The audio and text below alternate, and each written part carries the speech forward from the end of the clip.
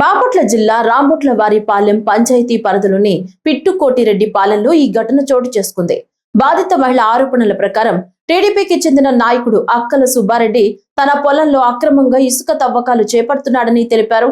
ఈ విషయంపై ప్రశ్నించడానికి వెళ్లిన తనపై దౌర్జన్యం చేశారని, పొలంలోకి రానియకుండా వ్యక్తులను పెట్టి బెదిరిస్తున్నారని ఆమె ఆరోపించింది.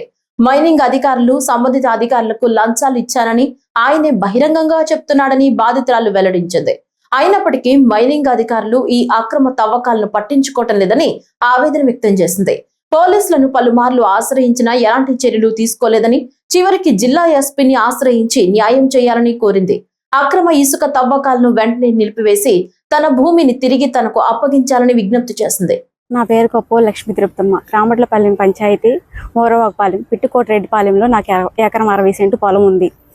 నాకు తెలియకుండా నా పొలంలో అక్కల సుబ్బారెడ్డి అనే అతను నా పొలంలో ఇసుక తీసి అక్రమంగా అమ్ముకుంటున్నాడు. నాకు తెలియదు సార్. నేను వెళితే నువ్వు ఆడదానివి ఏం చేస్తావా చేసుకో, నేను మైన్య వాళ్ళకి 5 లక్షలు లంచం ఇచ్చాను, రెవెన్యూ వాళ్ళకి పోలీసుల వాళ్ళకి కూడా ఇచ్చేసాను అని అన్నాడు సార్. నన్ను తిట్టి దుర్భాషలు ఆడాడు సార్.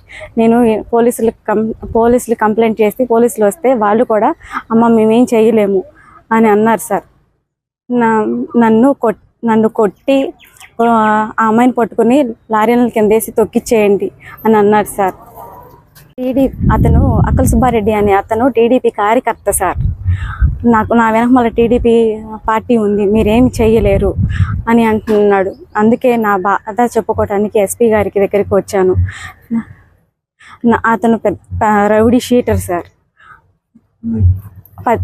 అందరికీ నేను లంచాలు ఇచ్చేసాను, మీరేమి చేయలేరు, 10 మంది రౌడీలను పెట్టుకుని నా చేలో ఉన్నాడు సార్. నాకు నా భర్తకి నేను చంపేస్తాను, నువ్వేం చేస్తావో చేసుకో అని అన్నాడు సార్. అందుకే ఎస్పీ గారికి నా మొర చెప్పుకుందామని వచ్చాను సార్.